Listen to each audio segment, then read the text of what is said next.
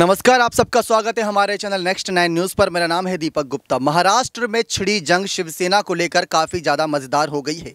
देखने वालों के नज़रिए से मज़ेदार लग रही है, लेकिन जो इसका सामना कर रहा है उनसे पूछिए उनके दिल का हाल। क्योंकि अगर एकनाथ शिंदे से शिवसेना का चुनाव चिन्ह छिन जाता है, उनको नहीं मिलती बागडोर, तो उनको किसी पार्टी में या तो विलय होना पड़ेगा या खुद की नई पार्टी बनानी पड़ेगी, जैसा कि सवाल खड़ा किया था सुप्रीम कोर्ट में। लेकिन अगर उद्धव ठाकरे से छिन जाता है तो उद्धव ठाकरे के बागी विधायक, मतलब जो विधायक थे वो भी चले गए। परिवार के कुछ सदस्य जिसमें राज ठाकरे, स्मिता ठाकरे भी उनसे अलग होते नजर आए। और उसके बाद अब चुनाव चिन्ह भी चला जाएगा तो बाला साहब ठाकरे की धरोहर के नाम पर सिर्फ बाला साहब ठाकरे के विचार ही उनके पास रहेंगे।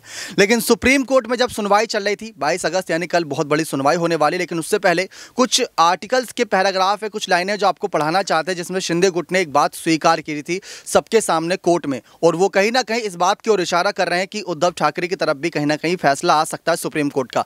दरअसल चुनाव आयोग में मामला चल रहा है चुनाव चिन्ह का, क्योंकि एकनाथ शिंदे ने, जो उनका गुट है, उन्होंने दावा किया है कि शिवसेना पर आधिकारिक तौर से हक उनका है और उसी के सहारे वो आगे बीएमसी चुनाव या कोई भी चुनाव होगा उसी चुनाव चिन्ह के साथ वोट मांगते नजर आएंगे। लेकिन सुप्रीम कोर्ट में यह दावा किया गया था उद्धव गुट के द्वारा कि ये सारे विधायक अयोग्य हैं और उन्होंने अवैध रूप से सरकार बनाई है।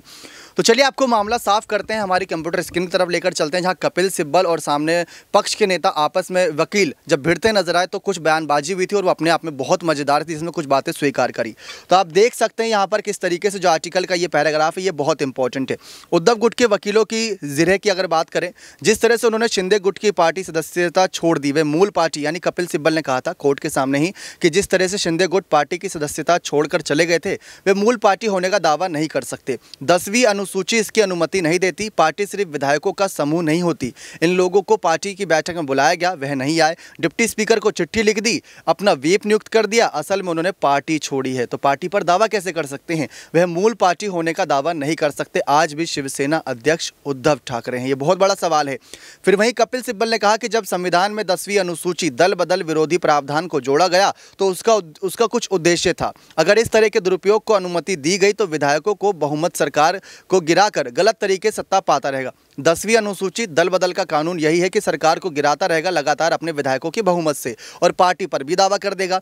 पार्टी की सदस्यता छोड़ने वाले विधायक अयोग्य हैं। चुनाव आयोग जाकर पार्टी पर दावा कैसे कर सकते हैं? अब यहाँ पर ये जो लाइनें बहुत इंपॉर्टेंट है, क्योंकि उद्धव कैंप के दूसरे वकील अभिषेक सिंघवी ने कहा कि इन लोगों को किसी पार्टी में विलय करना था। वह जानते हैं कि असली पार्टी नहीं है, लेकिन चुनाव आयोग से मान्यता पाने की वो कोशिश करते नजर आ रहे हैं। लगातार ये जो सिलसिला था ये चल रहा था। सीजीआई ने जो फटकार लगाई थी, हमने 10 दिन के लिए सुनवाई क्या टाल दी थी, इस बीच आपने सरकार बना ली, स्पीकर बदल गए। अब आप कह रहे हैं कि सारे बातें निरर्थक है और साथ ही साथ सीएम के इस्तीफे के बाद स्थिति में हुआ बदलाव। अब बीएमसी चुनाव आने वाले हैं, यह तय होना जरूरी है कि पार्टी का चुनाव चिन्ह कौन इस्तेमाल करेगा। ये सारी लगातार बात थी। शिंदे कैंप के वकील नीरज किशन कोल ने कहा कि दूसरा पक्ष कोशिश कर रहा है कि चुनाव आयोग को पार्टी चुनाव चिन्ह पर कार्रवाई ना करने दी जाए, लेकिन यह अनुच्छेद 324 के तहत चुनाव आयोग का संवैधानिक अधिकार है। सिंबल्स रूल्स में भी यही व्यवस्था है, उसे उसके काम से नहीं रोका जा सकता। तो जो सिंबल्स को लेकर रूल्स है वो आपको बता दिया। सुप्रीम कोर्ट में जो सुनवाई हुई थी ये 1 अगस्त की बात है, 8 अगस्त की बात है,